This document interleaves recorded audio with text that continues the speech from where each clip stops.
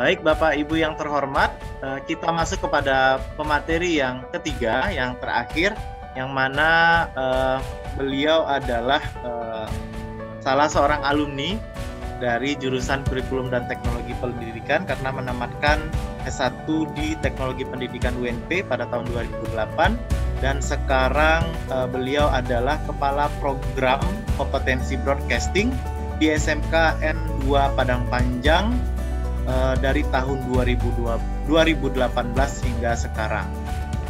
Kita menyapa dulu Pak Viko atau Bang Viko ini. Assalamualaikum Bang. Waalaikumsalam Pak Dedi. Ya gimana pun saya manggil Pak Dedi ya, walaupun kayaknya BP-nya junior saya gitu ya. Iya betul sekali Pak. Iya.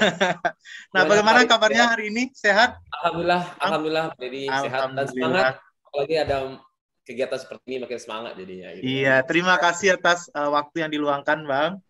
Iya. Baik, Bapak Ibu, kita langsung saja mendengarkan paparan presentasi dari Bapak Viko Benzito SPD. Kepada Bapak Viko, kita persilakan. Oke, share screen-nya udah kelihatan Pak Dedi?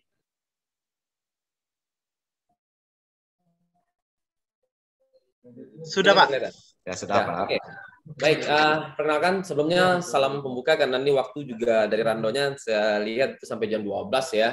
Terus waktu juga sudah mepet dan kita masih ada lagi tentang pembentukan asosiasi. Jadi saya mungkin percepat saja untuk salam pembuka. Saya numpangkan kepada pembicara terdahulu yang sama-sama kita hormati itu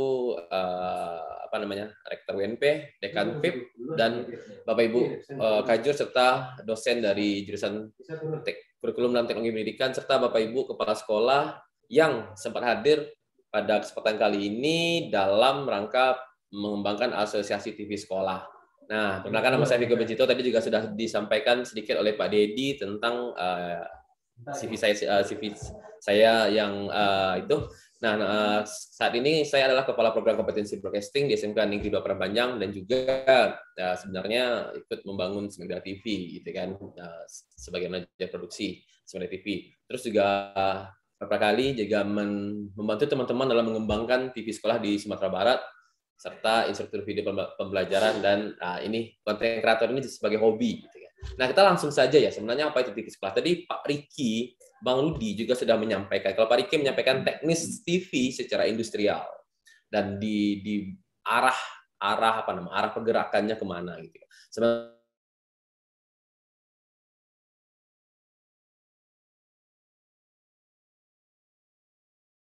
Sementara Bang Rudi itu pengalaman tentang bagaimana apa yang sudah kami kembangkan di Smegda TV SMK 2 Padang Panjang terhadap TV sekolah gitu kan. Nah, mungkin saya lihat sedikit dan ini kaitannya TV sekolah dengan pembelajaran secara khusus dan sekolah secara umum serta nanti ada nilai-nilai kearifan lokal yang biasa kami angkat melalui TV sekolah ini. Nah, secara teoritisnya itu kan TV sekolah itu adalah layanan pembelajaran berbasis audiovisual dengan konsep TV yang berisi segala informasi tentang sekolah, unjuk kreasi guru dan siswa serta program pembelajaran dan lain sebagainya. Pada awalnya, TV sekolah ini dikembangkan sebagai media. Saya masih ingat akhir 2019, itu kami berbicara dengan Ketua Asosiasi Guru Broadcast Indonesia, itu mengenai bagaimana sih kita memanajerial program atau produk anak-anak broadcast ini menjadi sebuah sistem yang bagus, dinamakan dengan TV sekolah menggunakan platform digital. Tapi platform digital ini bukan berarti platform digital seperti yang digunakan oleh Netflix atau Maxstream dan sebagainya. Tapi mungkin berbasis source video seperti YouTube atau yang lebih di atasnya adalah menggunakan web TV seperti yang Narasi TV gunakan. Nah, kami lihat itu perbandingannya. Karena tidak mungkin rasanya kalau kita mengembangkan sekolah ya, mengembangkan TV analog dengan transmit dan pemancar yang membutuhkan biaya yang besar. Karena beberapa teman kami di Pulau Jawa itu sudah mencoba mengembangkan TV daerah yang analog dengan kebutuhan alat yang besar dan cakupan pembiayaan yang besar. Nah, setelah itu kita bahas mengenai apa sih yang dibutuhkan oleh TV sekolah untuk awalnya, gitu kan. Nah, yang jelas itu kita perlu studio untuk produksi, peralatan produksi, program acara dan transmisinya. Nah, sekarang kita lihat TV sekolah. Di sini saya akan melihatkan beberapa studio TV sekolah. Kalau saya ini, kami masih ingat pertama kali itu tuh ada 1 atau 2 sekolah, dan berikutnya ada 3 sekolah yang menjadi pionir sebenarnya. Jadi pionir itu bukan hanya Smegda TV, tapi ada 2 sekolah lain yang juga sebagai sekolah tahap awal dalam pengembangan TV sekolah. Nah, kita lihat, nah ini studio TV sekolah. Nah, kita langsung teknis. Jadi kita tidak bayangin studionya seperti yang TV One punya atau yang RCTI punya. Kita membayangkan studio yang bisa digunakan untuk memproduksi konten yang mendukung, terutama mendukung pembelajaran serta menampilkan kreasi dan minat bakat siswa. Nah, awalnya seperti itu terlebih dahulu. Di sini ada studio Simpati milik SMA 4 Bukit Tinggi. Terus ini studio podcast untuk Smegda TV. Ini studio Span 5 TV dari SMP 5, dan ini studio TV 11 itu dari SMP 11 Padang. Nah, di awalnya di sini. Terus ini bentuk studionya, ruangnya tidak terlalu besar, karena kalau misalnya ruang besar itu kita butuh peredam yang mahal gitu kan, yang lebih baik gitu kan. Nah, kita untuk mengatasi sore kita bikin ruang kecil. Yang penting kita awalnya adalah bisa memproduksi studio. Terus kita butuh spesifikasinya seperti ini, teknisnya, ukurannya. Kalau saya sih 3x4 udah mending. Karena nanti kalau misalnya TV-nya sudah berkembang dengan baik, gitu kan, terus produksi kegiatan sudah semakin banyak, mungkin kita ke depannya bisa mengembangkan. Karena saya pengen, jangan hanya karena label TV yang dikenal mahal, itu sekolah tidak mau mengembangkan TV sekolah. Gitu. Jadi malah kita punya prinsip, kita coba dulu dengan yang simple, bagaimana sekolah itu bisa mengembangkan TV sekolah, terutama untuk alumni TP khususnya ya, untuk menyalurkan ke kompetensinya. Jadi jangan karena embel-embel TV yang mahal dan sebagainya itu akhirnya sekolah mundur karena nggak cukup untuk mensupportnya. Terus ini beberapa hal teknis yang harus kita perhatikan, seperti nggak mungkin kan kita siaran tanpa ada peredam yang baik, terus tempatnya di pusat keramaian sekolah, ya tentu akan ada noise yang akan masuk. Nah, seperti itu. Terus memiliki penerangan, internet. Nah, benar kata Bang Rudi, minimal kalau streaming itu 10 MB per second. Nah, serta memiliki keseimbangan yang baik. Nah, itu untuk teknis. Terus saya lihat, nah ini kebutuhan peralatan produksi. Untuk kebutuhan peralatan produksi, kami yang 13 sekolah ini sudah coba untuk membahas analisis yang tentu kita punya kamera video, handycam, kamera handphone. Saya juga salah satu TV yang sudah menjadi pionir ya, itu malah memulai siarannya dari handphone. Nah, tapi karena yang bagus, terus audio pendukung untuk rekam suara, pencahayaan. Nah, terus komputer editing tentu yang mampu lah. Kalau misalnya kita ngedit itu, kalau misalnya komputernya masih Pentium G atau malah Core 2 Duo itu nggak mampu ya. Atau Core i5 Gen 1 enggak, kita punya Core i5 atau Ryzen 5 Gen 7 ke atas itu.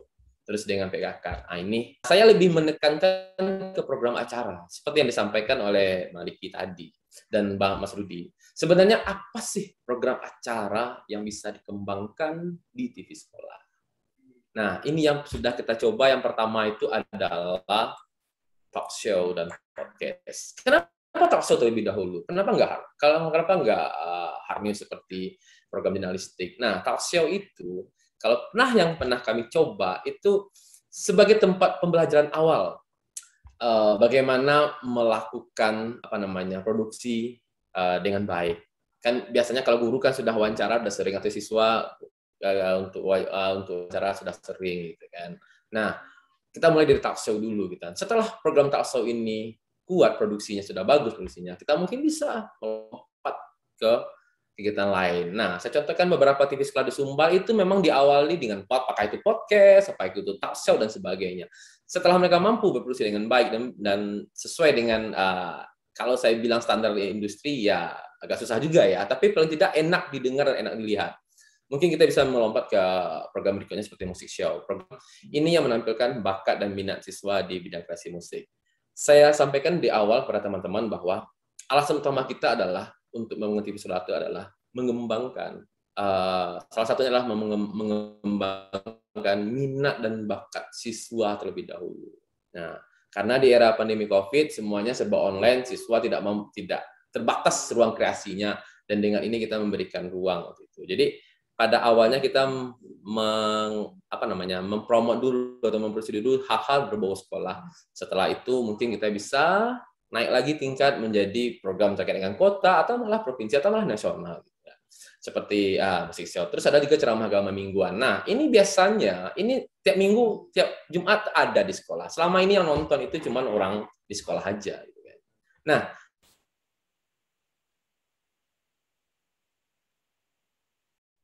kalau misalnya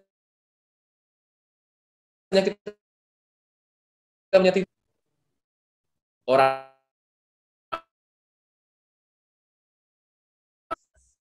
Bang Riki tadi mengenai penjualan media, akhirnya TV nasional. Bayangin aja kita memproduksi dengan baik. Kita punya siswa yang mampu menjadi ustadz cilik atau ustadz bagus, dan dengan adanya media seperti ini, mana tahu nanti bakat yang kita tidak kita ketahui itu bisa sampai ke TV nasional. Nah, seperti itu contohnya. Jadi kita tidak hanya sekedar program sekolah, sekedar prestasi sekolah saja, tapi juga kita ikut menumbuh kembangkan potensi anak. Saya contohnya dulu. Kemarin saya contohkan, kami dapat program Indonesia Keren namanya dari Pusdatin Kemdikbud. Itu ada satu orang siswa yang sebenarnya tidak pernah kelihatan kompetensinya. Tapi saat itu kami butuh voice over. Nah, dengan dia sering ngisi-ngisi kegiatan seperti ini, akhirnya dia ngisi voice over. Dan ternyata voice over itu diminati oleh Pusdatin. Dan malah pengen kalau udah tamat nih, mau nggak kerja di kementerian katanya. Nah, seperti itu salah satu contoh jika bakat anak itu tersalurkan dengan baik. Kita tidak tahu kan. Nah, TV sekolah adalah medianya, media untuk menyalurkan hal tersebut. Nah, next slide.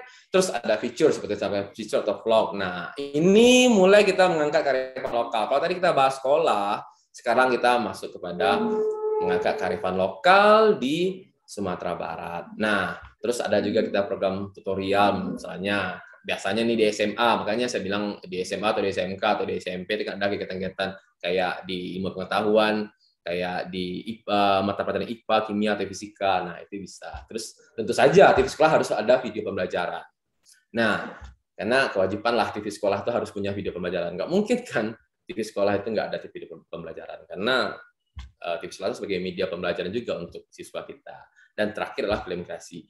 Boleh saya contohkan, Pak Dedi ya? Ini saya contohkan salah satu program, mana nih ya? Ini Fairpop. Saya share dulu.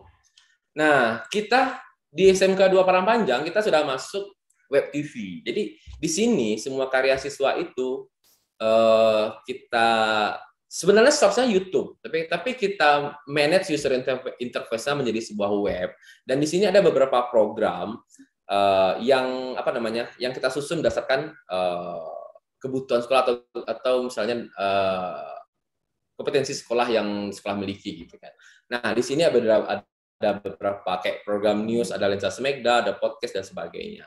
Nah, di sini kita juga sudah produksi seperti Lensa Smegda ini, kita sudah produksi beberapa berita news flash atau strike news, atau malah kita liputan ke pasar langsung, seperti benar-benar seperti berita, walaupun mungkin standarnya masih jauh dari standar TV nasional. Terus kita juga punya podcast untuk kegiatan talk show. Terus kita punya acara keagamaan, siar religi yang tadi saya sebutkan, dan kegiatan yang tiap minggu diadakan sekolah. Sekarang kalau kita manage dengan sebuah mekanisme TV sekolah, itu akan menjadi lebih baik. Terus kita juga ada program feature. Nah, ini On Cam Semegda ini program yang khusus mengangkat kearifan lokal. Kebetulan kami di Parangpanjang, jadi kami khusus mengangkat kearifan lokal Parangpanjang, sehingga kita juga agen dari kota atau daerah kita tersebut untuk mempromotkan kota kita sendiri. Misalnya, mungkin dengan adanya program ini dilihat, ternyata di Parangpanjang ada pabrik susu loh, ada kuliner yang enak loh, dan sebagainya. Terus juga ini karena kebetulan kami jurusan broadcast juga ada program. Nah, seperti yang Bang Rudi bilang tadi juga kami punya apa namanya teknis ke saluran ke FM Anchor atau Spotify. Nah, ini bagaimana sih? Karena ini ada 8 nih yang sudah coba kami kembangkan gitu kan. Terus untuk pengembang acaranya inilah hal-hal yang mungkin sekolah harus lakukan. Seperti tadi Mas Bang Rudi bilang ada SWOT dan sebagainya. Ya kita harus analisis potensi sekolah dulu. Karena gini, semakin banyak TV sekolah sebenarnya bukan menciptakan persaingan, tapi menciptakan keluasan informasi. Karena apa? Setiap sekolah pasti punya potensi masing-masing. Nah, itu yang penting. Jadi, kami selalu bilang bahwa tidak ada persaingan di sini, karena kita adalah mengembangkan potensi sekolah masing-masing yang tentu akan berbeda. Nah, ini kalau tadi Mas Rudi sudah membahas dengan secara detail tentang pra, pro, dan pasca produksi, sesuai dengan teknis dan standar TV. Tapi kalau saya lebih simpel, karena nanti jangan sampai dengan hanya melihat diagram pra, pro, dan pasca produksi, Bapak Ibu jadi rumit. Kok bingung ya, gimana sih caranya gitu. Jadi saya pengen yang lebih simpel dalam hal pengembangan. Nah, jadi kita harus analisis potensi sekolah, merumuskan ide dan konsep. Misalnya nih, ini banyak loh anak musik di sini yang suka band. Nah, mungkin kita akan bikin program musik show. Dan kalau itu ditayang, mana tahu nanti bisa mengisi kegiatan-kegiatan tingkat lokal, tingkat provinsi, atau malah nasional. Nah, seperti itu. Terakhirnya nih, saya bilang gini, ini teknis standarnya ya, yang penting ada kegiatannya, terus ada kamera, audio untuk rekaman, lighting untuk perangan, terus sampai ke di sini ada komputer untuk streaming. Nah, untuk transmisinya kita nggak bahas analog, karena saya yakin ini analog tuh biayanya mahal, gitu kan. Belum alat, belum daya listrik dan sebagainya. Kalau menurut saya yang teman-teman kami yang pernah nyoba itu memang belum lagi perizinan yang kadang berbelit-belit. Nah, untuk tahap pertama ini, untuk tahap awal, kita bahasnya pertama web TV. Kita punya halaman website dan source video kita itu ada di YouTube, dan kita nanti linknya saja yang kita taruh. Seperti kalau saya sering jadiin narasi TV itu sebagai tempat literatur dalam mengembangkan web TV. Terus atau kita bisa memanfaatkan kanal YouTube untuk source video. Dilakukan oleh saya masih memanfaatkan YouTube, dan mungkin kedepannya dua sekolah ini akan menuju web TV atau malah IPTV seperti yang disampaikan oleh Pak Rudi tadi. Nah, arahnya seperti itu. Bagi saya adalah yang penting dengan budget, atau kita tahu sekolah itu memiliki budget yang terbatas, tidak seperti industri yang mungkin punya pemasukan lebih besar. Tapi saya pengen dengan budget terbatas kita bisa mengefektifkan TV sekolah dengan kompetensi yang kita miliki, serta mampu memprogres atau menyampaikan potensi-potensi minat bakat, baik itu guru, sekolah secara keseluruhan guru, ataupun siswa kita. Nah, kadang banyak yang saya lihat siswa itu mampu, tapi ruang kreasinya itu tidak ada di sekolah. Jujur saja sekolah itu kalau nyiapin misalnya lomba-lomba, misalnya nyiapin kompetensi siswa itu pas lomba aja, ada LKS, ada FLS 2N, ada lomba mata pelajaran, itu baru digodok. Sementara dengan ada program rutin seperti ini, mana tahu siswa kita berpotensi, kita bisa melihat potensi yang lebih dari siswa tersebut. Nah, mungkin demikian sedikit yang bisa saya ini share pengalaman Pak Dedi ya, terkait apa yang sudah kami kembangkan di sini dan teman-teman kembangkan di sini. Baik, terima kasih banyak atas paparan dan juga berbagi pengalaman ya Pak Viko, karena sudah mengembangkan program TV di SMK 2 Padang Panjang, dan dari paparan yang diberikan tadi, juga video-video, juga web TV-nya tadi, itu memang sangat potensial sekali ya. Tiap sekolah juga memiliki TV sekolah yang juga bisa mengeksplor potensi-potensi tidak hanya lingkungan sekolahnya, tetapi juga potensi-potensi dari sumber daya manusia, khususnya siswa-siswa yang ada di sekolah tersebut. Nah, Bapak Ibu yang kami hormati, di sini kita sudah melihat ada beberapa pertanyaan yang diajukan oleh hadirin pada kegiatan siang hari ini. Yang ada pertanyaan dari Ibu Novrianti, tadi untuk siaran program TV sekolah ini, apakah sekolah menjalankannya dalam konsep berkelanjutan sepanjang minggu atau hanya pada waktu tertentu saja? Durasi siar setiap program harian itu berapa, Pak? Silakan Pak Viko. Baik, terima kasih Pak Dedi, terima kasih Bu Novi. Sebenarnya gini, jujur kita kan kalau misalnya continue setiap hari dengan satu sekolah yang melaksanakan, tentu akan kesulitan. Karena guru atau siswa itu kan ngajar juga, belajar juga, kan. Dari setengah hari kita itu, kita kan nggak mungkin lah mengelola jam BBM. Jadi untuk tiap hari, dengan sekolah berdiri sendiri, saya pikir itu belum mampu. Kalau saya nih, di Smegda TV itu kita tayang cuman satu hari selama setengah jam. Nah, tujuannya adalah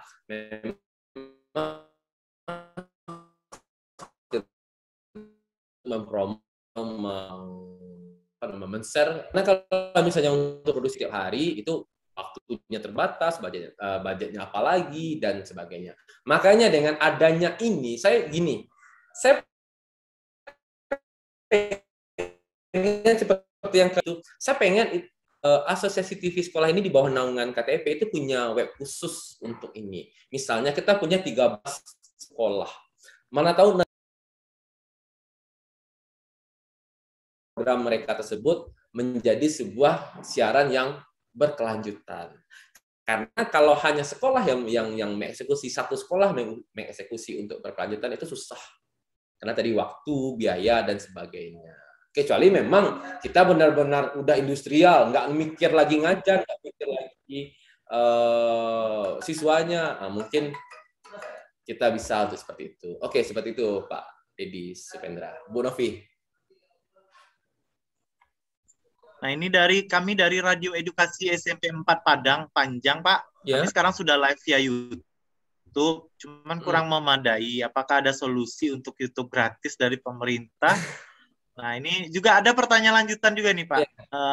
Dari masih Radio SMP 4 Padang Panjang, gimana caranya radio kita bisa diminati untuk semua kalangan, Pak?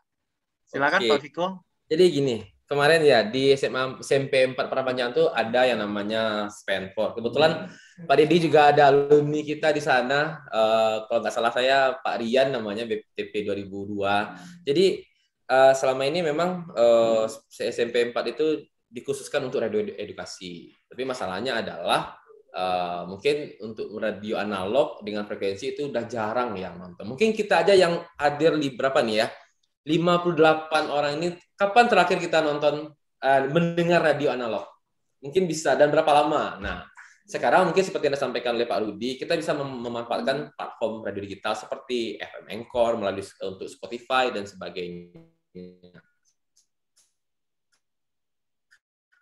Karena pergerakan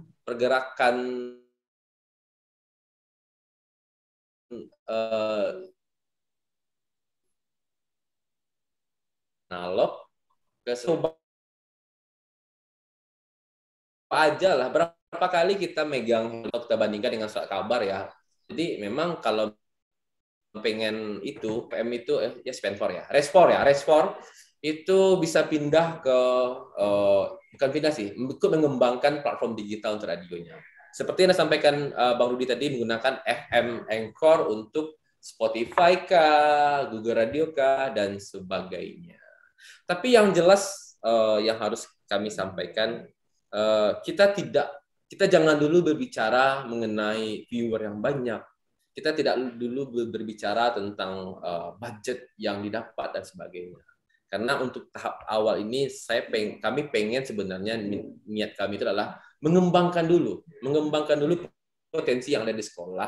Nanti viewer dan pendapatan itu akan seiring sejalan masuk sesuai jika misalnya produk atau program yang kita produksi tersebut diminati atau malah dibutuhkan oleh masyarakat. Nah, kita bahas ini dulu sebenarnya. Oke, sekian Pak Dedi.